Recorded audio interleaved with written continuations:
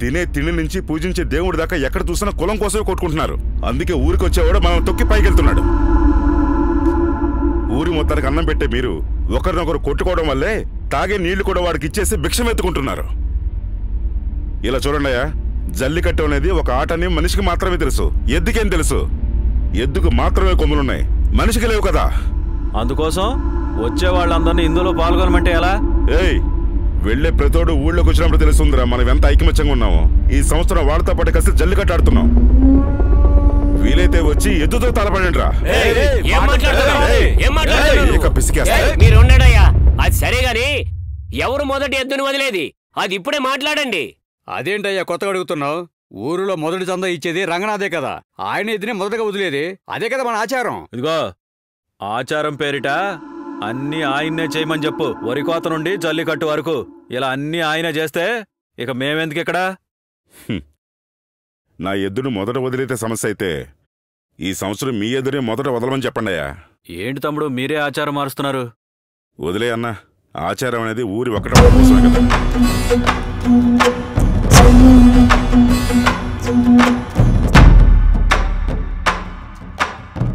మీకోసం ఈ నిర్ణయం తీసుకోలేదు. ఊరు ఐకమత్యంగా ఉండాలనే చేశాను. మర్యాద అనేది తనకి తానుగా రావాలి. ఈరోజు వాళ్ళని జల్లికట్టులో ఎలా పాల్గొనేలా చేశానో అలాగే త్వరలో గుళ్ళో కూడా ప్రవేశించేలా చేస్తాను.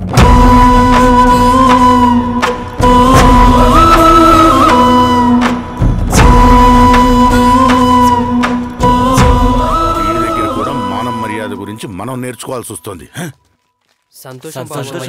సంతోషం. ఇంకా ఎన్ని సంవత్సరాలు ఈయన చెవిలో పూలు పెడుతూ ఉంటాడు? నువ్వేంటయ్యా అడ్డుపడతాను? ఆయన ఏదో మంచి చేయాలని చూస్తుంటే. అవకాశం ఇచ్చింది. మేకను బలిచ్చే ముందు పసుపు నీళ్లు జల్లిన దాంతో సమానం. చల్లేటప్పుడు బానే ఉంటది. రండిరా. ఏంటల్లుడు ఏదో ఆలోచిస్తున్నావు?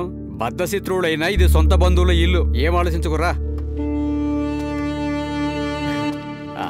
తీసుకో. ఏమయ్యా, ఆకులో సున్నం వేయడం మర్చిపోకు. ఇదిగోండి.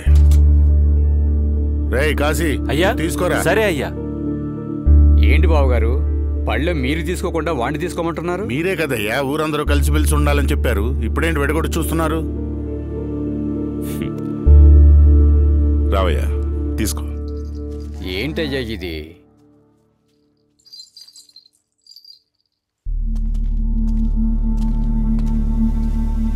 ఏమయ్యా? అయ్యా ఇటు రావయ్యా. సరే అయ్యా. ఇదిగో ఉంటా మరి.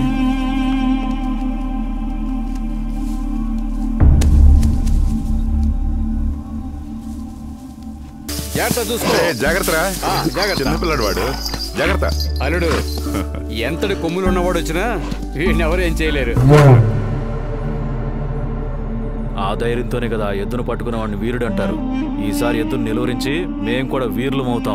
ఒక్క నిమిషం కూడా అవసరం లేదన్నా, చీల్చి చెండాడదాం. రై, కట్లు విప్పగానే కాలు అదిమి పెట్టేయండి. ఎంత పెద్ద ఎద్దైనా కుప్ప కూలిపోతుంది. మన ఎద్దు పైన వాడెవ్వడైనా సరే చెయ్యేస్తే వాడి తల తెగ నరికి పాడేయండి. రై, అన్ని ఎద్దుల్ని మేతకు పంపండి రా.